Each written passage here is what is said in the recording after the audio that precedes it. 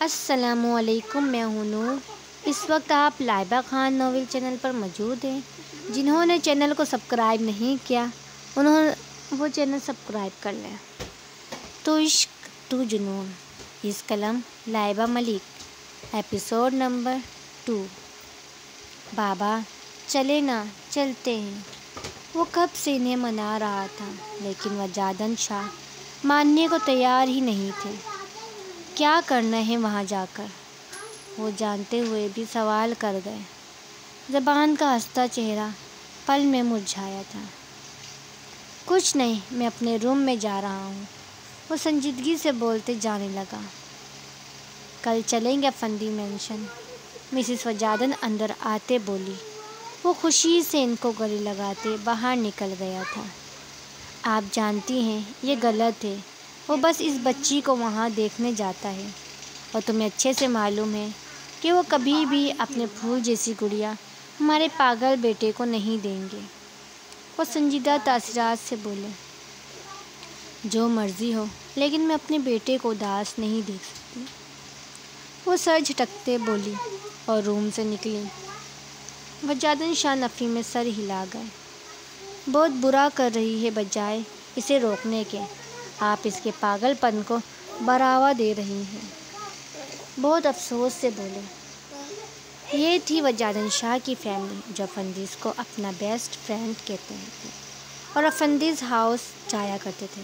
ان کا بیٹا سیفی، جو گرے آنکھوں والی کو دیکھتے ہی اس کا دیوانہ ہوا تھا، اس کی آواز سن کر وہ بنا پیے ہی مدہوش ہونے لگتا تھا، محبت بھری نظروں سے اسے دیکھتا تھا۔ کئی بار وجادن شاہ نے اسے ڈانٹا بھی تھا، لیکن اس کے آگے سے یہی بات ہوتی تھی، ایک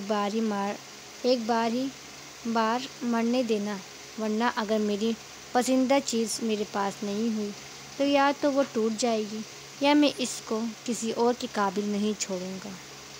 اس کی بات سمجھتے وجادن شاہ کا زوردار تھپڑ اس کے گال کو لال کر گیا تھا۔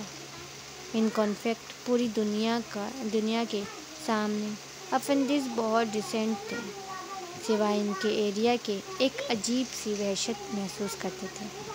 وہ لوگ سب نے بس افندیز کی بہن ہے یہ سنا تھا، دیکھا بھی تھا تو صرف اس کے گرے آنکھیں، کیونکہ وہ پوری کی پوری چھپی ہوئی ہوتی تھی۔ اس کے نام بھی آج تک کسی کو نہ پتہ چل سکا۔ لیکن ایک بات تھی، وہ سب لوگ ایک ہی ڈریسنگ کیا کرتے تھے، اچھوں کے ساتھ میٹھے رسگلے کی طرح گھل مل جاتے، اور ٹیڑھے لوگ پہلے تو ان کے قریب آنے سے ڈرتے تھے، اور اگر کوئی بھی آ جاتا غلطی سے تو یہ خوب ان کو مہمان نوازی کر کے انہیں بھیجتے تھے۔ کانچ کے بنے اس روم میں ہر بڑی سی چھوٹی چیز کانچ کی تھی۔ نفاست سے سیٹ کیے اس روم میں بس چند چیزیں ہی موجود تھیں: جہازی سائیڈ بیڈ، دیوار میں نصب کیا گیا شیشہ، ایک طرف خوبصورت ڈیزائن میں بنے ریک میں گٹار، اسی کے ساتھ ایک بٹن بندہ موجود تھا جس کو دبانے سے 3 دروازے نمایاں ہوتے تھے، واش روم، چینجنگ روم اور ایک روم جس میں اس کی پسندیدہ آلات موجود تھے، جیسے کنزریفل، چاقو۔ وہ لفٹ سے نکلتی سیدھا لائبریری میں انٹر ہوئی۔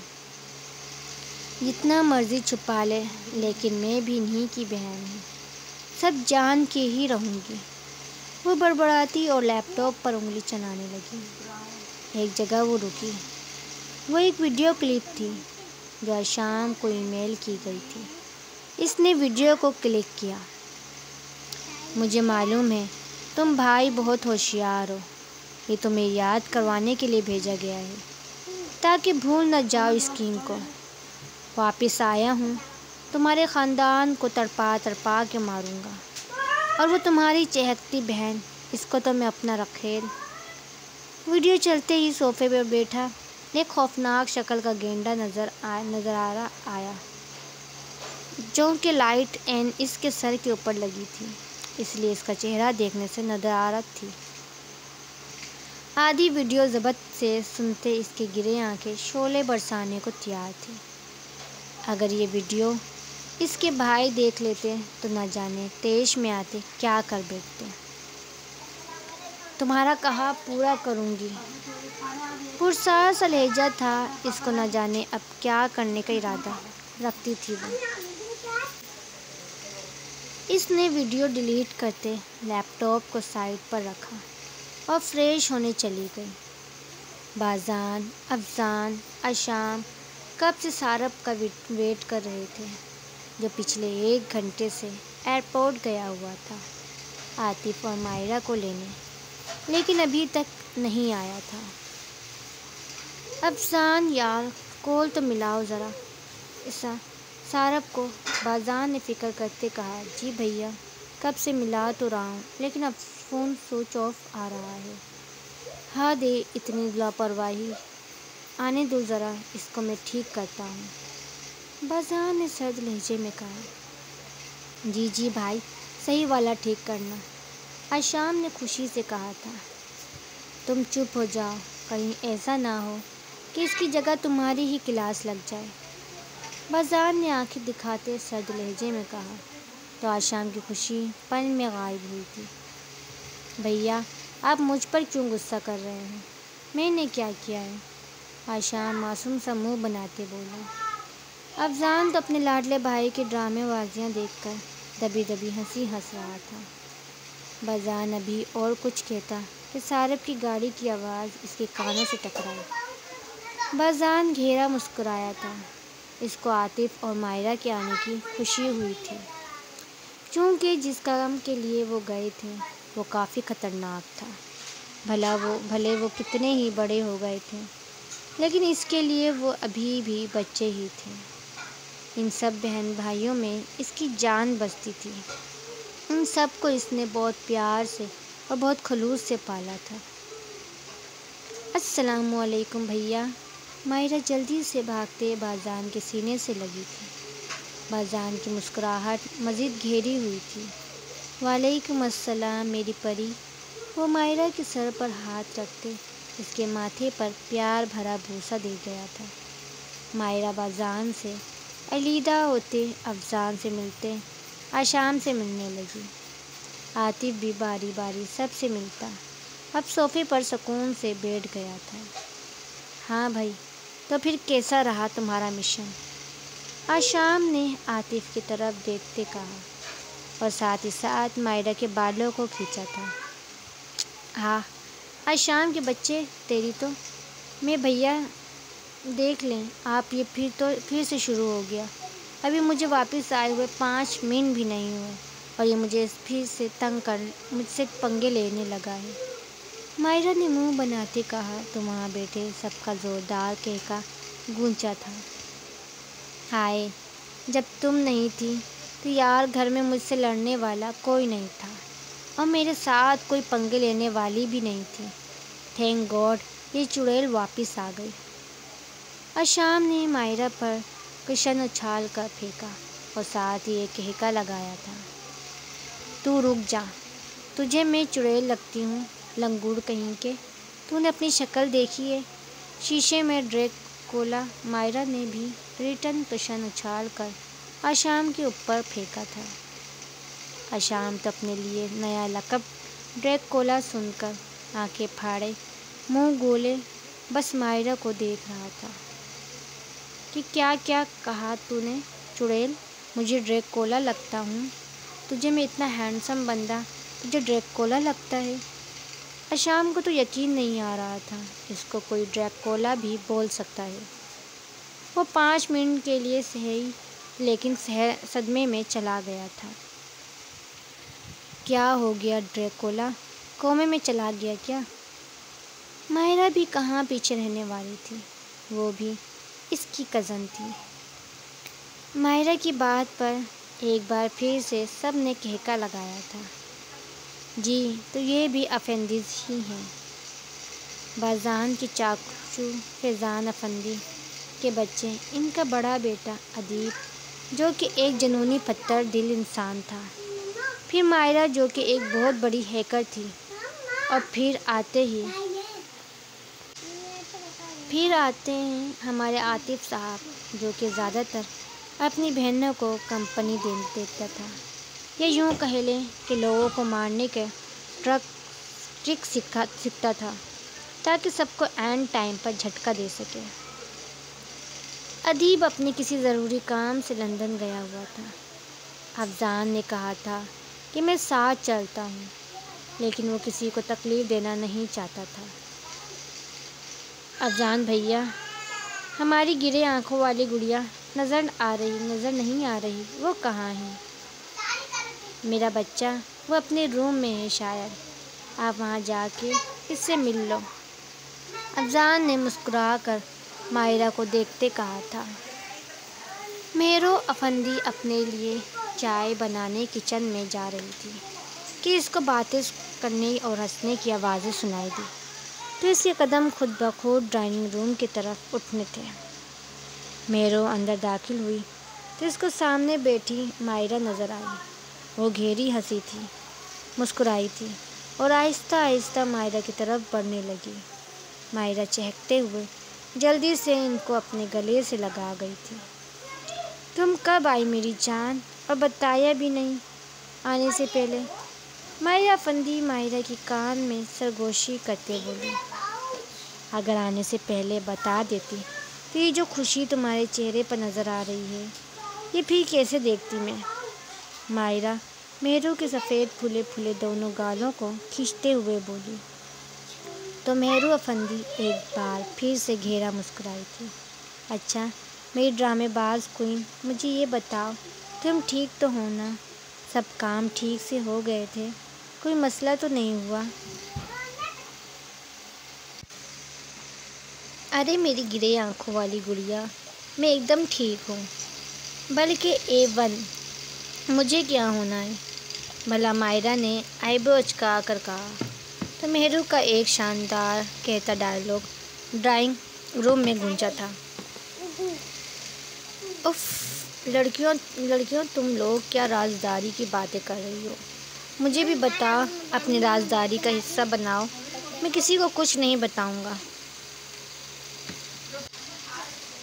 تم لوگ تو جانتی ہو میں کتنا معصوم ہوں، کسی سے کوئی بات نہیں کرتا۔ آج شام اپنی سستی ایکٹنگ کی دکان کھولے سب کو ہنسانے پر مجبور کر رہا تھا۔ تم چپ ہو جاؤ آشام، اور ہم کوئی رازداری کی باتیں نہیں کر رہے۔ مائرہ پھر سے چڑ کر بولی تھی۔ بھئی تمہیں کیا مسئلہ ہے؟ میں اپنی گڑیا سے بات کر رہا ہوں، تم کیوں ہر بار اپنی ٹانگ بیچ میں گھسا رہی ہو؟ آشام نے ایک بار پھر سے مائرہ کو آگ لگا گیا تھا۔ آشام بیٹا، تو مرے گا میرے ہاتھوں سے، پکا تو ضائع ہوگا۔ بس مائرہ کہتے کے ساتھ آشام کو مارنے کے لیے بھاگی تو آشام ڈرائنگ روم سے باہر نکل گیا تھا۔ آشام کو یوں بھاگتا دیکھ مائرہ نے ایک کھیکا لگایا تھا۔ اگلے دن شاہ فیملی افندیز مینشن موجود تھی۔ سیفی ادھر سے ادھر نظر دوڑاتے اسے حسینہ گرے آنکھوں والی لڑکی کو ڈھونڈ رہا تھا جو نہ جانے کہاں چھپی بیٹھی تھی۔ وہ جادن شاہ نے مٹھیاں بیچی۔ مائرہ نے سیفی کو دیکھا۔ سیفی بھائی، کس کو ڈھونڈ رہے ہیں؟ وہ تھوڑا تیز لہجے میں پوچھنے لگی۔ سیفی بھلا اٹھا تھا، گھر دیکھ رہا تھا۔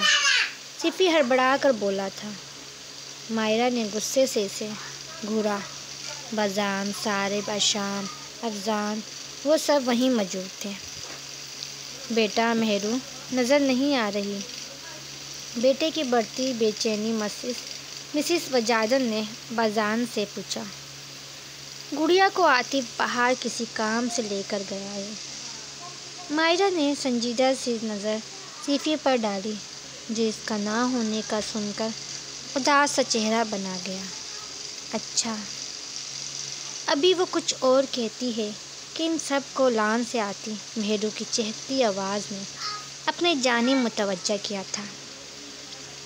عاطف جو پتہ نہیں کون سے سستے جوک مار کر مہرو کو ہنسا رہا تھا۔ مہرو کا تو ہنس ہنس کر برا حال ہو گیا تھا۔ میری جو گرے آنکھوں پر پردے گرائے، چہرے کو ماسک سے کور کیے وہیں لان کے گھاس پر بیٹھ کر نہ جانے عاطف کی کون سے لطیفے پر ہنس رہی تھی۔ سب لان میں ہی آ گئے تھے مہرو کی چہکتی آواز سن کر۔ سیفی جو آنکھیں پھاڑے مہرو کو دیکھ رہا تھا، افضان نے سیفی کو گھور کر دیکھا اور جلدی سے مہرو کے پاس جاتے اس کو اپنے اثار میں لیا تھا۔ مہرو مسکرائی تھی۔ ماشاء اللہ گڑیا، کسی کی بری نظر نہ لگے، تمہیں بہت پیاری لگ رہی ہو۔ افضان افندی مہرو کی گالوں کو کھینچ کر بولا۔ تھینکس بھیا، وہ آہستہ سے بولی اور آگے بڑھی، وجادن شاہ اور مسز وجادن سے ملی۔ سیفی نے ہاتھ بڑھایا جس سے وہ نظر انداز کرتے مرزان کے پاس پہنچی۔ آئیں یہیں بیٹھتے ہیں، موسم کافی اچھا ہے۔ آشام نے وہیں بڑی لکڑی کے چیئر کی طرف بیٹھنے کا اشارہ کیا اور وہ سب وہیں بیٹھ گئے۔ آنٹی، آپ کو کچھ کہنا تھا نا؟ آپ کہیں۔ ہاں بیٹا، وہ میں سوچ رہی تھی کہ اب تمہارا کوئی سربراہ ہے نہیں اور مہرو بھی شادی کے لائق ہو گئی ہے۔ مسز وجادن کی بات سن ان بھائیوں کی آنکھوں میں مرچی سی لگی۔ غصے سے آشام کچھ بولتا کہ بذہن اشارے پر چپی سادھ گیا۔ میری کوئی بیٹی بھی نہیں ہے تو میری خواہش ہے کہ مہرو میری بہو بنے۔ وہ ان کی طرف دیکھے بغیر مسکرا کر بولی، جو ان کے تاثرات دیکھ لیتی تو ہرگز یہ بات نہ کرتی۔ گرے آنکھیں پہلے تو حیرت سے کھلی، پھر میں غصہ عود آیا۔ مہربانی جو آپ نے ہمارے بارے میں اتنا سوچا، اب مگر اس کی ہمیں کوئی ضرورت نہیں ہے۔ اور رہی بات آپ کے اس بیٹے کی، تو آئندہ اگر میری بہن کے علاوہ اگر اس علاقے میں بھی نظر آیا تو اس کو وہیں زندہ گاڑ دوں گا۔ سارب نے غصے سے چلاتے ہوئے کہا۔ اس کا بس نہیں چل رہا تھا، وہ سیفی کو زندہ درگور کر دیتا۔ تم بدتمیزی کر رہے ہو لڑکے۔ وہ غصے سے کھڑی ہوئی۔ وجادن شاہ ان سب میں خاموش کھڑے رہے۔ انکل، میں اپنے گھر میں کوئی بدمزگی نہیں چاہتا ہوں، بذان نے وجادن شاہ سے کہا تو وہ ہاں میں صحیح لاتے مسز وجادن کو لے کر جانے لگے۔ سیفی تو اپنی اتنی بے عزتی پر پہلے ہی جا چکا تھا۔ سنو لڑکی، جو تم میرے بیٹے کو نہیں ہوئی تو میں تمہیں کسی اور کی بھی نہیں ہونے دوں گی۔ وہ مڑی اور زہر خندہ لہجے میں بولی۔ اس نے چیلنج انداز میں آئیبرو اچکایا۔ کر لیں جو کرنا ہے، لیکن ہم بھی پھر ہر لحاظ کو بھولتے آپ کو آپ کے اپنے ہی چال میں نہیں بری طرح سے پھنسایا تو ہم بھی افندی نہیں ہوں۔ افضان وہیں کھڑے زور سے دھاڑا تو مسز وجادن کانپتی وہاں سے نکلی۔ سنو، نائس مائک سے ہم کسی بھی کو بھی مار سکتے ہیں، مطلب کسی کو شوق لگا سکتے ہیں، رائٹ؟ بات بدلنے کے لیے سارب اس کے کان میں گھس کر بولا۔ پہلے تم ہی پر ٹرائی کروں گی، وہ شرارت سے آواز میں کہتی۔ اس سے مائک لینا چاہا تو سارب جھٹ سے اچھلتا دور ہوا۔ یار، تم کیوں پھپھو بننے سے پہلے ہی خود کو اور اپنے بھتیجے کو صدمہ دینا چاہتی ہو؟ وہ مظلومیت سے روحسنا ہوا۔ وہ سب ہنسے بغیر نہ رہ سکے۔ بھائی، اب واقعی گڑیا کو پھپھو بنانے کا مشن کمپلیٹ کرنا ہوگا۔ آشام نے مہرو کے لیے جوس لاتی مائرہ کو دیکھ کر شرارت سے کہا تو مائرہ نے اس کو گھورا۔ آگے سے اس نے آنکھیں ونک کی تو مائرہ کے چہرے پر گلاب بکھرے تھے۔ چپ کر کے پہ جاؤ گڑیا، یہ کیا ہر وقت ماسک لگا رکھتی ہو؟ یہاں کوئی اور نہیں، سوا سو اسے اتار دو۔ مہرو نے مائرہ سے جوس کا گلاس لیتے پیچھے کھڑے شاہ رخ کو دیا۔ مائرہ نے اس کا ماسک اتار کر اس کو جوس دینے کے لیے ہاتھ بڑھایا۔ خالی ہاتھ دیکھ اس نے ادھر ادھر نظر دوڑائی۔ شاہ رخ کے ہاتھ میں جوس کا گلاس اور اپنے پیٹ پر پھرتے ہاتھ کو دیکھ وہ غصے سے آگ بگولا ہوئی تھی۔ تمہیں شرم نہیں آتی؟ گڑیا کی چیزوں پہ نظر رکھتے ہو؟ شاہ رخ کی کان کھینچتے کہنے لگی تو مہرو ہنس ہنس کر دو ہری ہوئی۔ بھابھی آرام سے کھینچے نہ، قسم لے لیں مہرو نے خود دیا تھا، وہ کڑھا کر بولا۔ مائرہ اسے چھوڑ کر مہرو کی طرف بڑھی۔ بھابھی یہ آنکھیں وہ آنکھیں اور رومانس اپنے کمرے میں جا کے کرو، آپ کو ایسے دیکھ کر میرے دل میں آگ لگتی ہے۔ عاطف نے اندر آتے مائرہ کو غصے میں مہرو کے پاس جاتے دیکھ وہ جلدی سے بولا، ہاں ہائے بڑے اپنی گڑیا کے چمچے، تم تو چپ ہی رہو۔ اور مہرو تم بالکل بھی اپنا خیال نہیں رکھتی ہو، مجھے بالکل بھی پسند نہیں ہے کہ تم کھانے پینے سے ایسے ناک منہ چڑھاؤ۔ مائرہ غصے سے کہتی اپنے روم میں چلی گئی تھی۔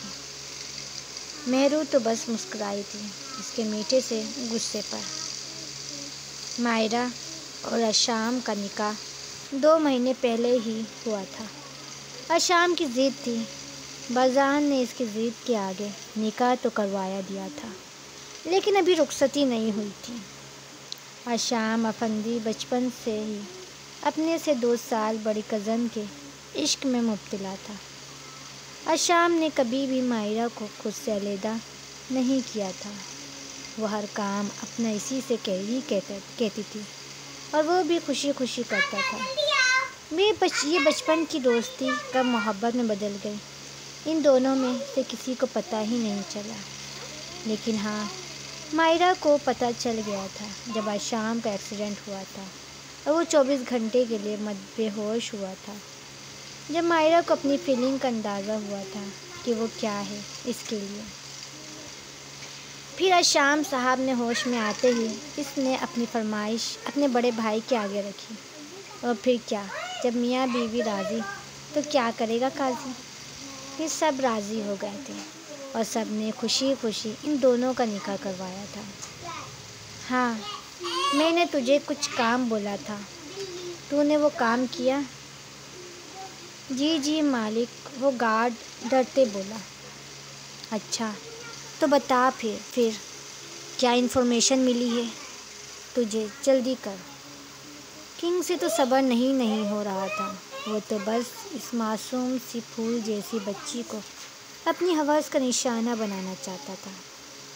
مالک، اس بچی کی شادی اس پولیس والے اس کی کزن سے ہی ہو رہی ہے، گارڈ نے اپنے دل پر پتھر رکھ کر کہا۔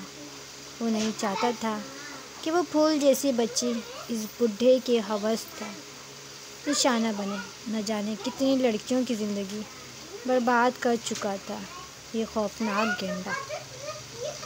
کیا سوچ رہا ہے؟ آگے بول، نمبر ملا اس کی کزن کا یا نہیں؟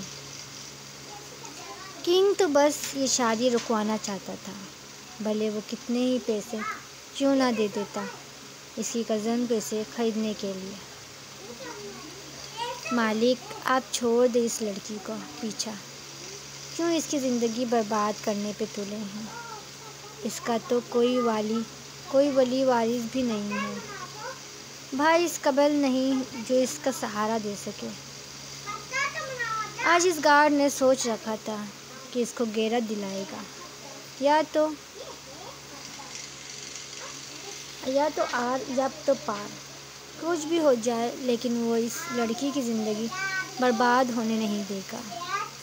کیا بکواس کی ہے تو نے؟ کتے، بول دوبارہ۔ کنگ وحشت میں آ کر زوردار پنجہ اس کے منہ پر مار چکا تھا۔ تجھے میں نے کل بھی سمجھایا تھا، حرام خور، میرے ہی ٹکڑوں پہ پلتا ہے اور میرے آگے ہی زبان چلاتا ہے۔ کنگ نے ایک اور پنجہ اس کے منہ پر جھاڑا تھا۔ گارڈ درد سے تڑپتا زمین بوس ہوا تھا۔ اس نے اپنی ناک پر ہاتھ رکھا، جہاں سے خون رس رہا تھا۔ وہ کانپتے پھر سے بولا، کنگ صاحب کچھ شرم کرو، تمہاری بیٹی کی جیسی ہے، کیوں دوزخ کما رہے ہو؟ دنیا میں تو کوئی اچھا کام نہیں کیا تم نے، کم سے کم اپنی آخرت تو سنوار لو، اور یہ مت بھولو کہ تمہاری بھی ایک بیٹی ہے۔ تم نے بہت سے غریب لوگوں کی بیٹیوں کی زندگی برباد کی ہے۔